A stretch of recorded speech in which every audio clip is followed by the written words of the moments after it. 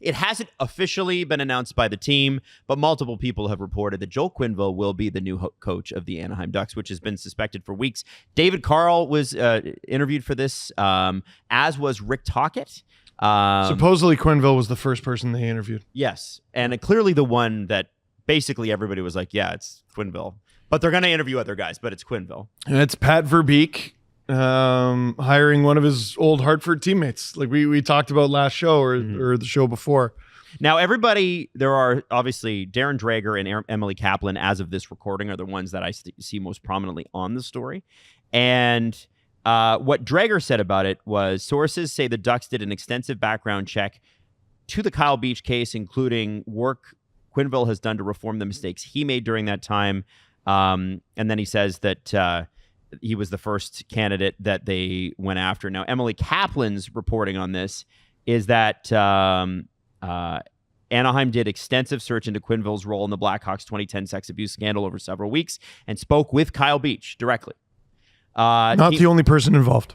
Not the only person involved. Team determined Quenneville continued to put necessary work in to learn those mistakes. So what's going to be interesting is that, they're going to have to answer those questions. And I think part of the reason why this makes sense from a lot of perspectives is that Anaheim doesn't have a ton of media coverage directly. And for a guy like this to jump in, and I'm not trying to take shots at the Ducks or the market or whatever. Like, we've all seen the Ducks win the Cup, and that market would be great. He's a good coach. That's why he was hired. But it is a market. That's not why he's currently out of a job, though. Right. So we'll see what they say at the press conference. Right. Okay, Kyle Beach was interviewed. That's great. Was John Doe too? Was the female staffer? Was the black ace that is currently in litigation with the Blackhawks?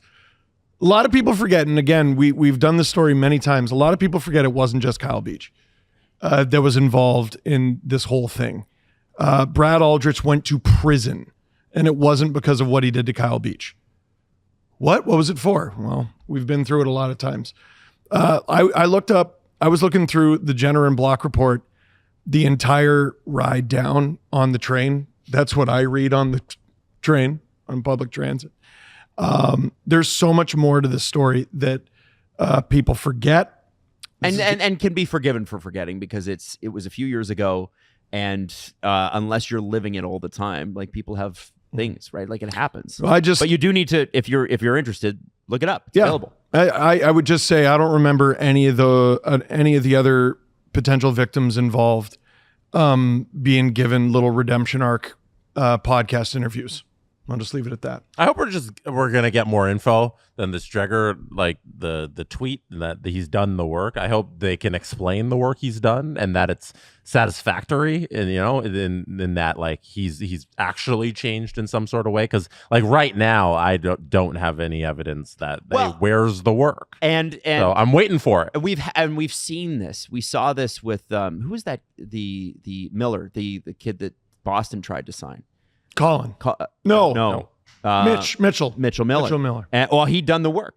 And that was what was told to multiple insiders. He'd done the work. Yeah. And then it turned out he hadn't done the work. He hadn't done anything. That's why I see these things and I'm like, yeah, okay. You can't just say that anymore, because I've heard this before and your words don't mean anything right now. If I'm not mistaken, Quenneville, when he was with the Panthers, which I forgot was ever a thing, he said he became aware of the allegations through the media years after the fact.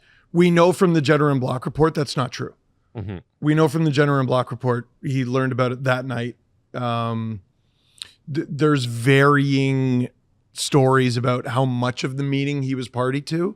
So maybe that's where some of the confusion is, but that's not true. So he's a somewhat unreliable narrator here. The thing about his tenure with the Panthers that always has a sour taste in my mouth to this day, and I'll never forget, is how he got his one last game to coach. Yep. because everything broke and everything happened, and it was like, are you going to step down? No, blah, blah, blah. And then he doesn't step down, and he gets to coach that game that night, and then he gets to walk off into the sunset because he's kicked out of the league for all of this stuff. And it was such a dirty move by the league to not just pull him from that. Not the Panthers too, you have responsibility in this thing to just not allow him to have a swan song and a goodbye party, and then now he's back and everything. But like, getting that last game always seems so scummy to me.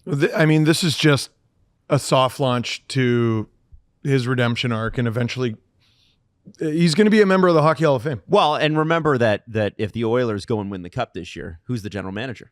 Stan Bowman.